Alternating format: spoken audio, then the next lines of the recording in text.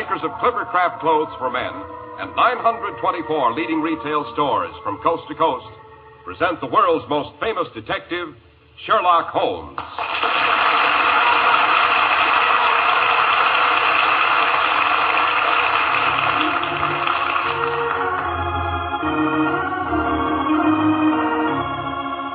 Our stories are based upon the character of Sherlock Holmes, created by Sir Arthur Conan Doyle. Sherlock Holmes is portrayed by John Stanley, Dr. Watson by Alfred Shirley, and the dramatizations are by Edith Meiser. Well, here we are, about to enter Dr. Watson's familiar study. Hello, what's this? We find the good doctor hanging up his Christmas holly. Not forgetting a sprig of mistletoe, Mr. Harris. Hope springs eternal, as they say. But here, help me down from this chair. My old legs aren't as agile as they were in the days when I followed Holmes through the dungeons and up the tower stairs of old Pendragon Castle. Here we are. Oh, thanks. That sounds suspiciously like the beginning of a Sherlock Holmes yarn, Dr. Watson. It is, Mr. Harris, it is. Holmes always called it the adventure of the Christmas bride. It concerns a ghostly lady in white who was supposed to have disappeared centuries ago. The honor of a noble family and a certain Father Christmas who suddenly sang bass. And now, while I fix us both a Yuletide toddy, suppose you'll tell our friends and listeners about a gift every man in our audience would welcome from Father Christmas, or as you Americans call him, Santa Claus. With pleasure, Dr. Watson. And not only from Santa Claus. A thrifty man can give himself a worthwhile gift anytime if he insists on Clippercraft. For Clippercraft clothes keep on giving for a long, long time. First of all, you've never seen such truly fine clothes at such really low prices. That means you pocket the savings. That's the first gift to yourself. And they also give you superb styling, perfect fit, and long wear. Clippercraft clothes give you so very much because of the unique Clippercraft plan, concentrating the buying power of 924 of the nation's leading stores from coast to coast. That means tremendous savings in manufacturing and distribution costs. And yours are the savings this brilliant plan makes possible. Clippercraft suits are only $40 and $45. Clippercraft top coats and overcoats only $40, and sport jackets only $26.50. Clippercraft values are so amazing, we urge you to compare them with clothes selling for many dollars more.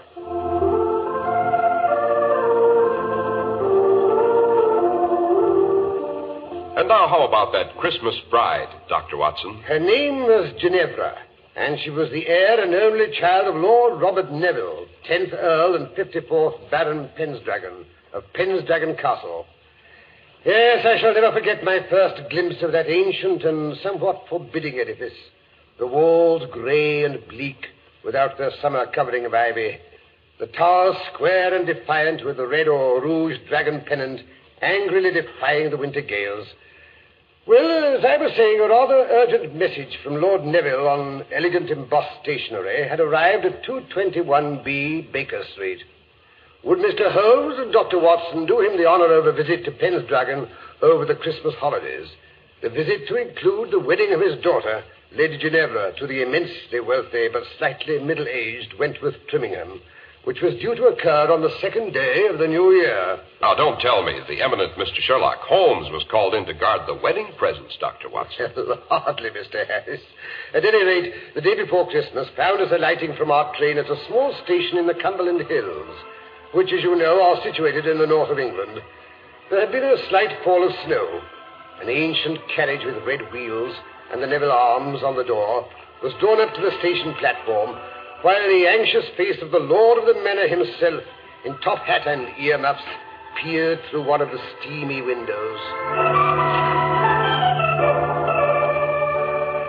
Mr. Holmes and Dr. Watson. That's right. This way, gentlemen. His lordship's expecting you in carriage. Quite a fall of snow you've had here. Aye, sir. More are coming. By rights, we should have brought the sleigh. Only his lordship loaned it to the vicar for tomorrow night. Vicar always plays Father Christmas at the Hall on Christmas Eve, thou knows. Mr. Holmes and Dr. Watson, sir. Good afternoon, gentlemen. Good afternoon. Hop in before you freeze to death. Thank you. Are you here, Mr. Holmes? Your friend opposite. And now then, Dennis, back to Pendragon as fast as you can. Aye, my lord. Mr. Holmes, you are doubtless curious as to why I've invited you and Dr. Watson to share our Yuletide celebrations at Pendragon. To be quite honest, Lord Neville, I didn't think it was entirely for the pleasure of our society, although Watson is quite an asset when it comes to carol singing. Oh? Tenor? No, certainly not. Baritone. Oh, that's good. The vicar who leads the Christmas singing is rather proud of his tenor voice, and I may say he's not too fond of competition. No?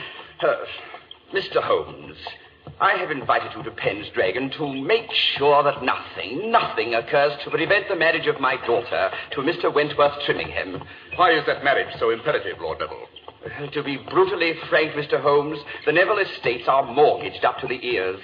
If the marriage does not go through on the 2nd of next month, I shall be bankrupt, totally bankrupt. I see. Has anything occurred, Lord Neville, to make you fear that this marriage may not take place? Well, no, that is nothing definite. Perhaps the Lady Ginevra hasn't been able to hide her distaste for the match. Oh, no, nothing like that.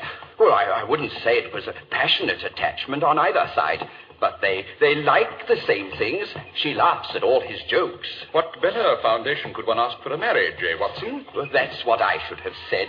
Well, everything was as smooth as silk until the Dowager Duchess of Terce gave the engagement dinner last month. It was at her suggestion that I sent you the invitation to Pendragon. She's been decidedly edgy ever since Percy returned in the midst of the betrothal dinner 2 weeks ago. Percy? Yes, Percy is my cousin, although he's only 7 years older than Ginevra. He's our next of kin. See. As a matter of fact, he's an orphan and lived with us at Pendragon until he went off to Canada to seek his fortune 2 years ago. If anything should happen to your daughter before she produced an heir, would Percy Neville inherit? Yes, Dr. Watson. Both the title and the estates. Percy Neville's return was unexpected, I gather. It was.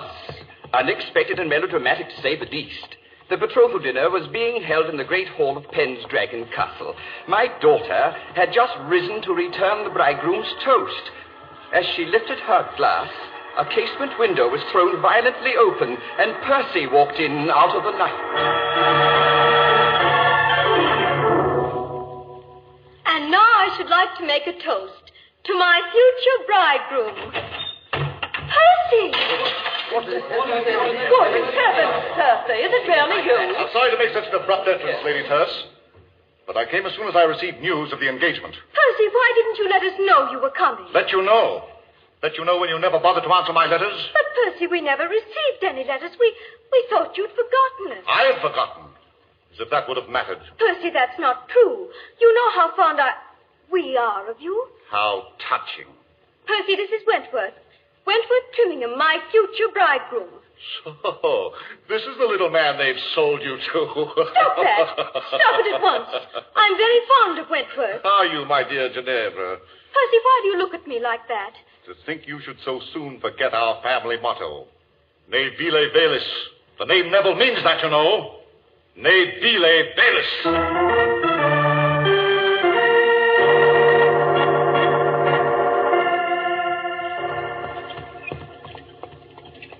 Ne vile velis. Latin, I take it, Holmes? Quite. It means stoop to nothing base, in case you've forgotten your Ovid, Watson. Oh, teach your grandmother to suck eggs. Tell me, Lord Neville, what happened after Percy quoted the family motto to your daughter? He stamped off to his old rooms in the tower and hasn't been out of them since. How does the Lady Ginevra react to this unfriendly behavior? Oh, she says let him sulk. It's no concern of hers. Lady Terce, on the other hand, is thoroughly unnerved by Percy's return. Oh? As she feels sure he'll do something outrageous the day of the wedding. Poor Wentworth is as edgy as a hen on a hot griddle. Well, of course, that may be due to his encounter with the White Lady. White Lady? Who's she? The ghost of the first Ginevra, you know, the bride who played hide-and-seek on her wedding night and was never seen alive again. Years later, her skeleton was found in her great dower chest, still dressed in her wedding gown. She'd hidden in there, and somehow the hasp must have fallen down, and she was locked in and smothered to death. Seems to me I remember a rather famous poem on the subject. Oh, yes. So all the Ginevras in the Neville family have been named after her. She's supposed to walk through the halls of the castle whenever a misfortune is due to occur. Oh, cheerful damsel, Holmes? When and how did Wentworth Trimmingham meet the lady? Well, Mr. Holmes, it seems it's his habit to knock on my daughter's door on his way to bed to wish her good night. Last night, the wind was rather high, and he couldn't seem to make my daughter hear. Suddenly, he heard a strange creaking noise down the corridor behind him. Looking round, he saw the lid of the dower chest rise slowly.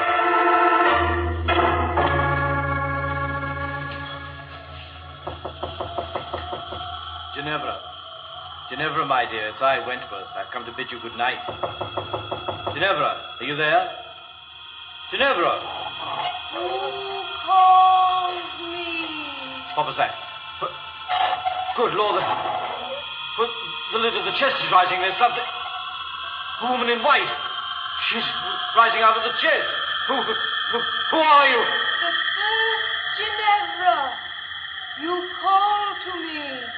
So I have come to warn you.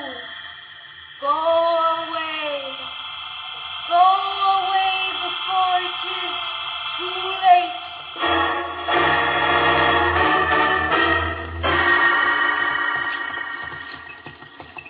Then what happened, Lord Neville? Nothing, Mr. Holmes. Apparently, the white figure glided past my daughter's fiancé and disappeared up the tower stairs. What did the lady look like? Blonde, brunette? Wentworth says her features were hidden by the bridal veil. Yes, interesting. I suppose anyone in the house would have access to that tower chest. On the contrary, Mr. Holmes, too many people are possessed of insatiable curiosity.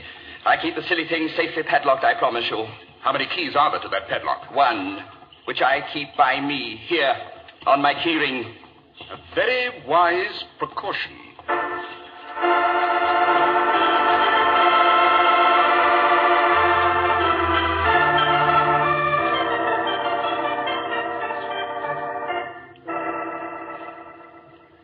I say, Holmes, your bed is even larger than the one in my room. The butler tells me Queen Victoria slept there when she paid a visit in 1846. Don't look so superior, Watson. Queen Elizabeth, I'm told, slept here quite a few years before that. Oh. Come in. Oh, Lady Tuss, beautiful and charming as ever. Stuff and nonsense.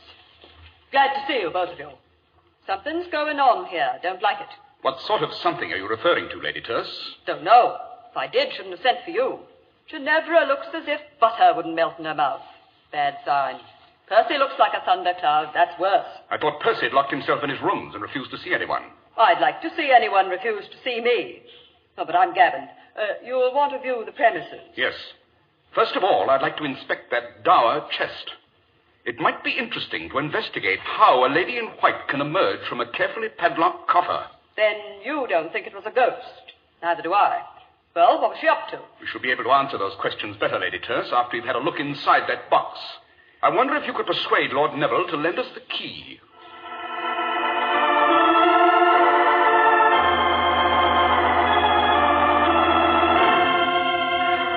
Here's the key, Mr. Holmes. Lord Neville insists I bring it back the moment you've finished with it. Suspicious old boy, eh, Holmes? Not suspicious, Dr. Watson. Fussy. Well, Mr. Holmes, why the delay? Open the silly chest. Let's see what's inside. So fast, Lady Tuss, not so fast. First, let's have a look at the lock. Heavy old bit of machinery. Yes, almost impossible to pick it without showing signs. There are no signs. Then whoever opened it used that key. Not necessarily, Watson. But there's only one key. Lord Neville told us so. And if Robert says a thing, it's gospel. Yes. Interesting carving around the lock. The wood's very old. Naturally. Open it up. I'm dying of curiosity. Very well.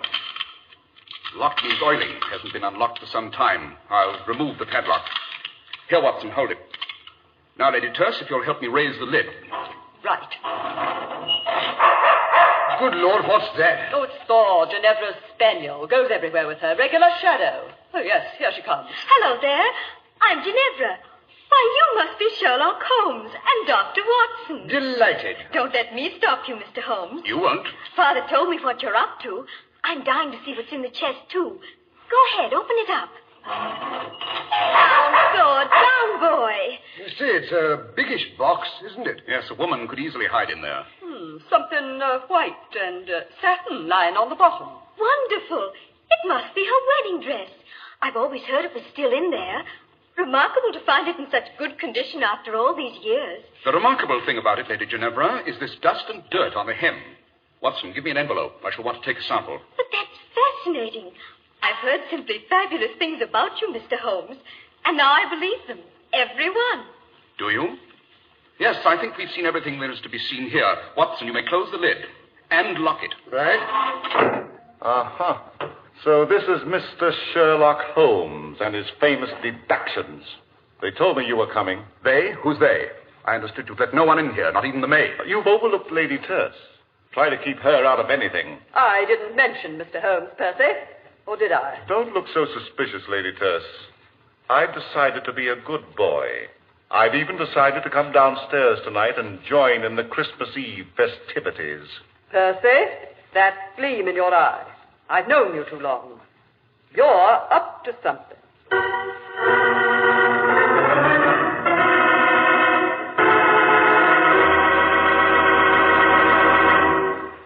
If you want to know what satisfying people really means, ask any man who wears Clippercraft clothes. He'll sing their praises, with good reason, too. For values like Clippercraft amaze even clothing experts. Until you see Clippercraft clothes and try them on, you won't believe such really superb suits are possible at only $40 and $45. And such rich, long-wearing top coats and overcoats at only $40. Such very smart sport jackets at only $26.50. For just a fraction of what you'd expect to pay, you get correct styling, perfect fit, and long-wearing materials. An ingenious plan makes this all possible. The Clippercraft plan, which concentrates the buying power of 924 of the nation's leading stores from coast to coast. You get the savings that result from this group buying at your own local independent store, the store you can trust. Selling inexpensive clothes at inexpensive low prices at the nation's finest independent stores is the great big idea behind the Clippercraft plan. That's why men who know insist on Clippercraft clothes. So be sure to visit the Clippercraft store in your city. These leading stores in the metropolitan area are proud to add their names to Clippercraft in your suit, top coat, and overcoat. In Manhattan, John Wanamaker Men's Stores, Broadway at 8th and 67 Liberty Street. Saks 34th, Broadway at 34th. In Brooklyn, Abraham and Strauss. In Newark, New Jersey, Boulevard Men's Shop, Kresge Newark. And in Jamaica, the B&B Clothes Shop, 16408 Jamaica Avenue.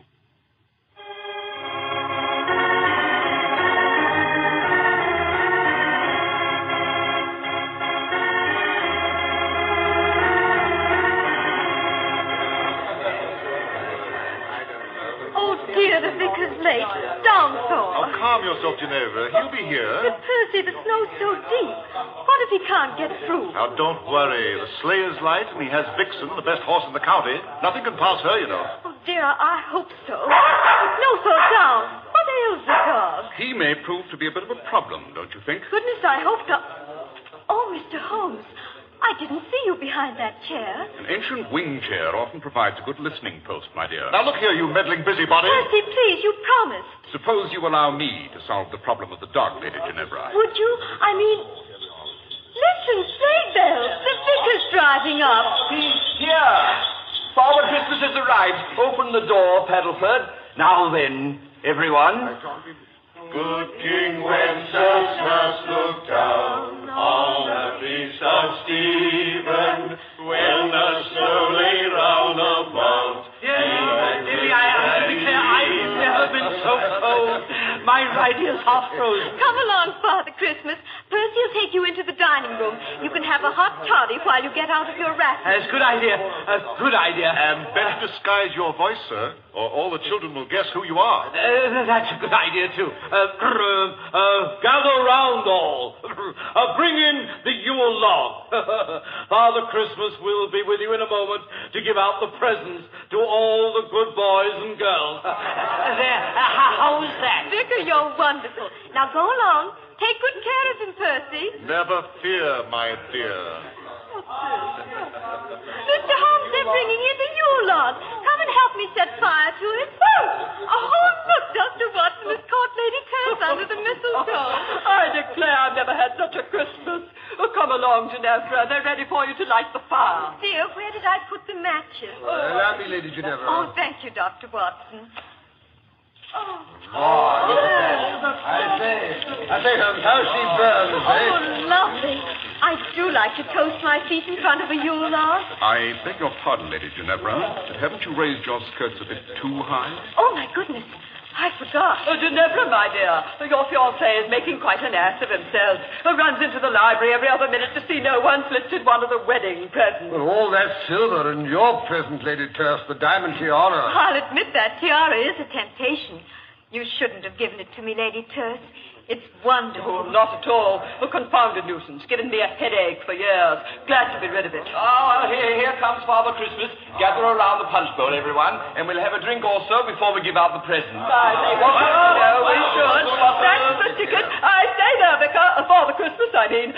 Start us off on a carol. Can't drink your eggnog without a song. Right you are, fair lady. God rest you, merry gentlemen, let nothing you dismay. Remember Christ our Savior was born on Christmas Day. Jolly, eh, Holmes? Nothing like a good old-fashioned English Christmas. Straight out of Dickens, don't you know? Oh, tidings of comfort and joy, comfort and joy. Oh, tidings of comfort and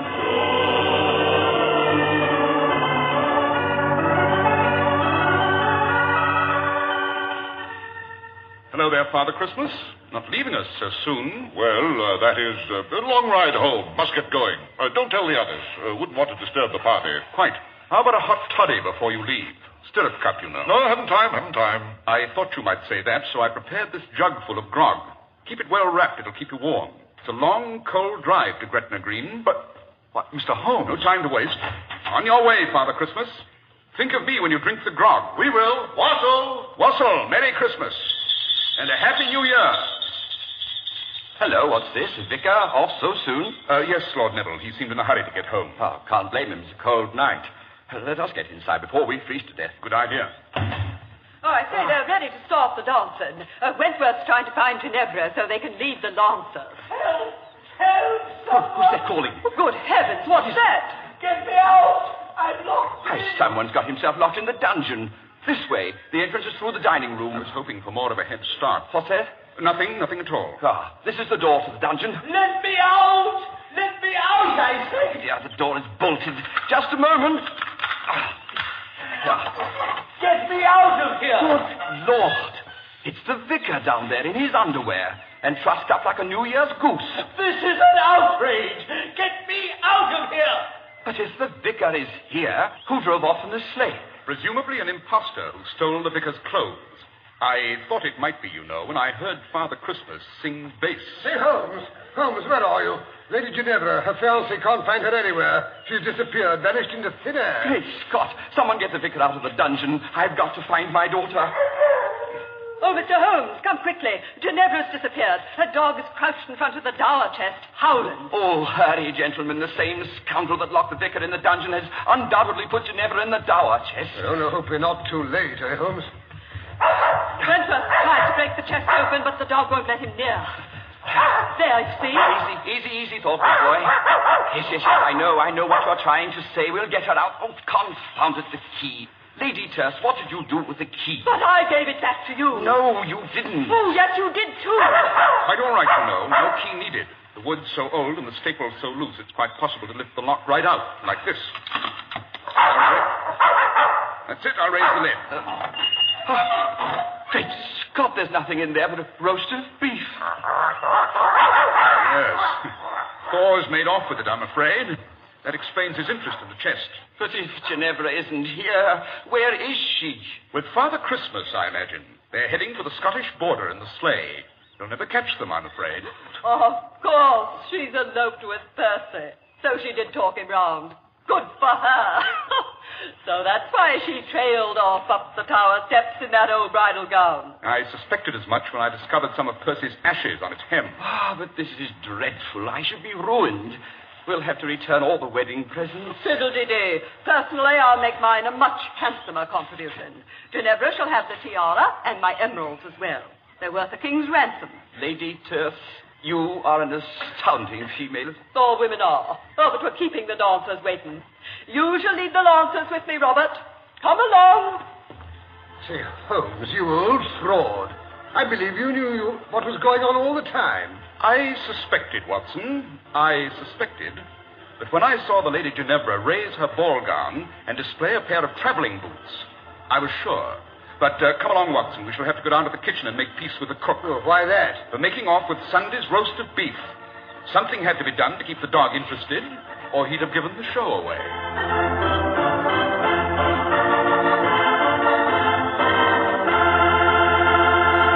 Well, that certainly was a Christmas story with all the trimmings, Dr. Watson. Glad you liked it, Mr. Harris. And now, while I fill up our glasses, so we can drink a Christmas toast to our listeners and our sponsors. Nothing would give me greater pleasure, Dr. Watson. Here's your glass, Mr. Harris. Thank you. And here's to our radio friends, young and old. Merry, Merry Christmas and happiness, prosperity and peace in the new year. Indeed, Dr. Watson, and warm greetings to all the makers of Clippercraft clothes. And now, Dr. Watson, how about just a small hint about next week's story? Next week, I think I should tell you how Holmes and I spent New Year's Eve off the Scilly Isles. New Year's Eve off the Scilly Isles? That sounds amusing, Doctor. Hair-raising is the word, Mr. Harris. We were aboard the luxury liner Gigantic, expecting that any minute she would burst into flames. There's nothing more terrifying, we know, than a fire at sea.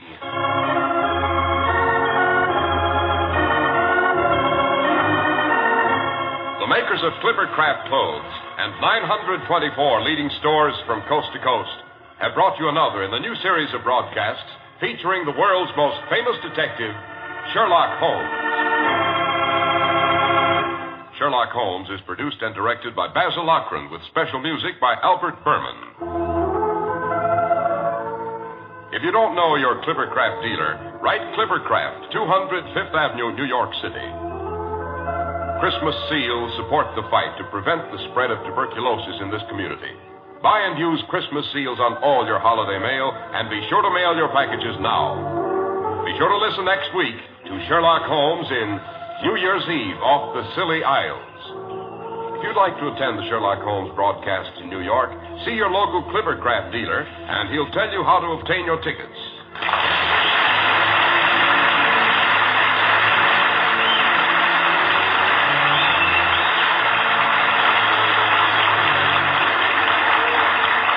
Harris speaking for Clippercraft Clothes. This is the world's largest network, serving more than 450 radio stations, the Mutual Broadcasting System.